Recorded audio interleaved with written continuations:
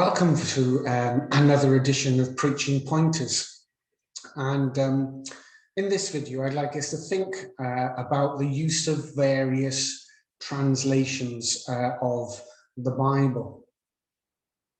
Now, my understanding is that you've got translations and paraphrases, broadly two categories, if you like, of Bible, translations and paraphrases.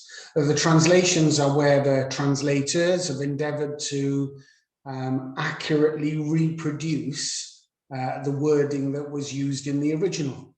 Whereas perhaps with those paraphrases, it's been more of an emphasis, not so much reproducing it exactly word for word, but a sense of producing a sense of what the original text was saying. And so for me, in my understanding, what that translates into English is that with a translation, you might have wording that accurately reflects what the original wording is, but it perhaps might not read the best in English. Whereas with the paraphrases, they have tried to take the sense of what was being written in the original text, and when that's translated into English, it perhaps flows a little bit better. Now, for me personally, I'm keen always to work from what did the original text say, what did God originally say, and I'd rather work from a translation rather than a paraphrase.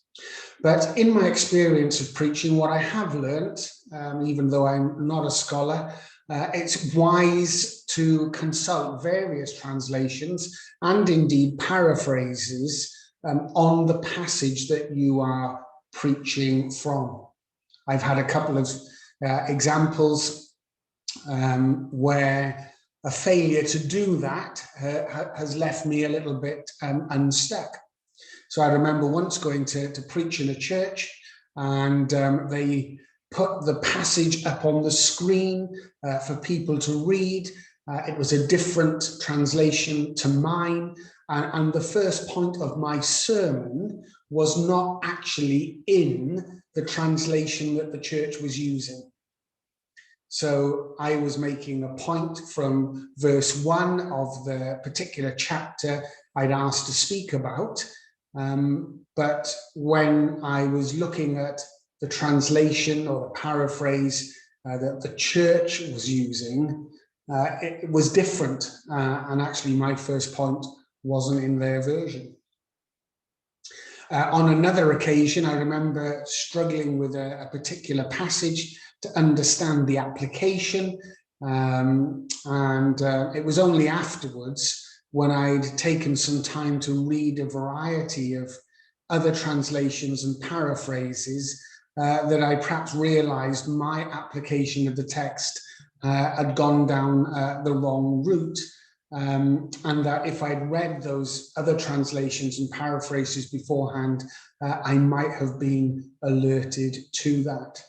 So I try, time permitting, to do that now every time I preach, to look at some other translations, other paraphrases, and see what they say. And if they're different to the translation which I use, then that prompts me to explore that a bit further, perhaps get out a Greek or Hebrew concordance or dictionary and dig a little bit deeper to see perhaps why there is this difference in the translations around this particular text or in this particular passage.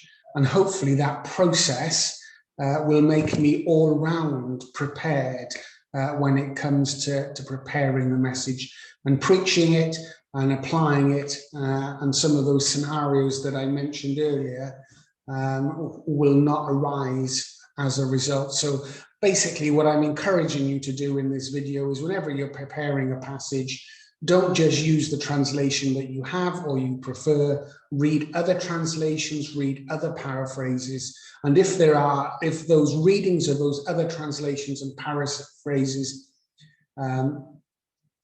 raise differences, then explore those in order to perhaps try and iron those out before you end up preaching something which is perhaps wrong or inconsistent.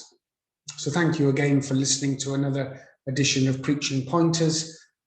If you enjoyed this, like the video and subscribe to the channel. Thank you.